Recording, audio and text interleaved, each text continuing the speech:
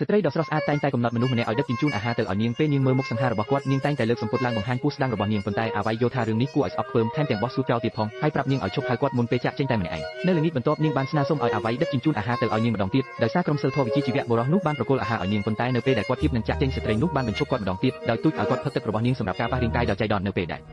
អាវ៉ៃគិតថាគាត់ទំនេរបន្ទាប់ពីផឹកទឹករួចស្ត្រីនោះបានបើកទ្វារយ៉ាងស្ងៀមស្ងាត់ហើយលួចមើលរូបរាងរបស់គាត់ពេលត្រឡប់មកផ្ទះវិញបុរសនោះមានការងឿងឆ្ងល់យ៉ាងខ្លាំងដោយឆ្ងល់ថាហេតុអ្វីបានជានាងរំខានអ្នកដឹកជញ្ជូនអាហារដោយគាត់តើនាងលួចស្រឡាញ់គាត់ទេពិតណាស់នៅថ្ងៃបន្ទាប់ស្ត្រីនោះបានសុំឲ្យអាវ៉ៃយ건ំប៉័ងមកឲ្យម្ដងទៀតពេលបុរសនោះរត់កណ្ដឹងទ្វារភ្លាមស្ត្រីនោះក៏កំពុងរងចាំនាងបានឲ្យនំប៉័ងមួយដុំទៅគាត់ភ្លាមអាវ៉ៃមិនចង់យកពីទេហើយធ្វើពុតជាទូរស័ព្ទទៅប៉ុន្តែស្ត្រីនោះស្គាល់បុរសច្បាស់ហើយបានជំនួសនំប៉័ងនោះដោយស៊ូតូចអាវ៉ៃពិតជាអស់សង្ឃឹមណាស់ដោយសារអ្នកទូចឲ្យវាមកខ្ញុំនឹងទទួលយកវាម៉ោង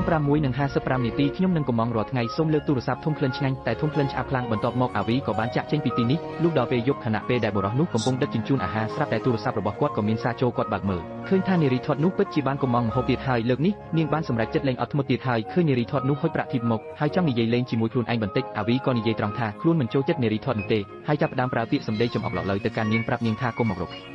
លួនទៀតទៅថ្ងៃមុខនារីធាត់នោះឬហើយក៏ខឹងសម្បាយ៉ាងខ្លាំងហាក់ដូចជានាងបានបដិញ្ញាចិត្តអ្វីមួយជាការពិតណាស់លុះដល់ល្ងាចថ្ងៃបន្ទាប់អាវីក៏ទទួលបានពាក្យបណ្ដឹងដោយនារីធាត់នោះបានដឹងបុរសរូបនេះបាននិយាយថារាល់ពេលដែលគាត់ដឹកអាហារគាត់តែងតែត្រូវគេបៀតបៀនហើយគាត់ក៏មានអារម្មណ៍តានតឹងខ្លាំងណាស់ដែរដើម្បីកុំឲ្យបាត់បង់ការងាររបស់គាត់បានទៅលំនៅឋានរបស់នារីធាត់នោះម្ដងទៀតដោយចង់ឲ្យនាងលុបចោលបណ្ដឹងប៉ុន្តែលើកនេះនារីធាត់មានអាកប្បកិរិយាត្រជាក់ខ្លាំងណាស់ដោយបោះសម្រាមមួយថងឲ្យគាត់ផ្ទាល់តែម្ដងជាមួយនឹងប្រាក់10000 វ៉ុនកូរ៉េភ្ជាប់មកជាមួយបុរសនោះក៏មិនអាចទាស់នឹងលុយបានដែរក៏រៀបចំជួយនាងបោះសម្រាមចោលពន្ធតែភ្លាមនោះគាត់បានរកឃើញថាស្បែកជើងរបស់គាត់ប្រឡាក់ដោយវត្ថុរាវពណ៌ក្រហមតាំងពីពេលណាមិនដឹងហើយគាត់ជួបបណ្ណាក៏មិនចេះដែរពេលគាត់ត្រឡប់ទៅវិញលុបយប់ថ្ងៃបន្ទាប់គាត់បានមកដឹកអាហារម្ដងទៀតហើយនារីធាត់នៅតែបោះសម្រាមមួយថងឲ្យគាត់ដោយកាលពីម្សិលមិញដែរប៉ុន្តែលើកនេះដោយសារការចង់ដឹងចង់ឃើញបុរសនោះចង់ដឹងថាតើមានអ្វីនៅខាងក្នុងពិតប្រាកដពេលបើទៅ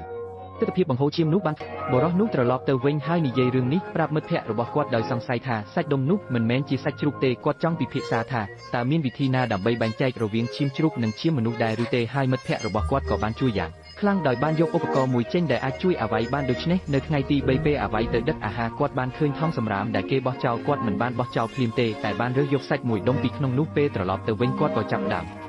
ពិនិត្យមើលការសង្ស័យរបស់គាត់ពេលអាវ៉ៃកាន់ឧបករណ៍នោះម្ដងទៀតគាត់ក៏បានរកឃើញថាវាពិតជាឈាមមនុស្សមែនដូច្នេះដល់ពេលយប់អាវ៉ៃក៏ចង់រាយការណ៍ប៉ូលីសប៉ុន្តែនាងស្រីធាត់ក៏បានកំងអាហារពីបុរសនោះទៀតអាវ៉ៃគិតអស់កន្លះថ្ងៃហើយទីបំផុតក៏សម្រេចចិត្តថានឹងទៅមើលដោយផ្ទាល់ថាមានរឿងអ្វីកើតឡើងឲ្យច្បាស់ពេលទៅដល់អាសយដ្ឋានគាត់ក៏ចុចកណ្ដឹង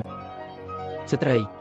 មិននឹកស្មានថាទ្វារនោះបែរជាបើកចំហនោះទេអាវីបានដើរចូលទៅដោយប្រុងប្រយ័ត្នទើបតែដើរចូលដល់មាត់ទ្វារក្លិនស្អុយអសោចឆ្អាបច្រមុះមួយបានផុសឡើងភ្លាមបុរសនោះបានខំមកសង្កត់ចិត្តនឹងភាពភ័យខ្លាចហើយបន្តដើរចូលទៅខាងក្នុងនៅលើដីគឺពោពេញទៅដោយថង់សម្រាមស្អុយអសោចហាក់ដូចជាមិនដែលមានមនុស្សរស់នៅរាប់រយឆ្នាំមកហើយអាវីបានក្រឡេកមើលរបស់របរនៅខាងក្នុងដែលសុទ្ធតែបង្ហាញឲ្យឃើញពីភាពចម្លែកគួរឲ្យខ្លាចនៅគ្រប់ទីកន្លែងហើយនៅលើតុក៏មានដាក់តាំងដុំសាច់ជាច្រើនផងដែរក្លិននេះគឺច្បាស់ជាឈាមមនុស្សប៉ុន្តែអាវីបែរជាមិនទាន់ដឹងរឿងស្លាប់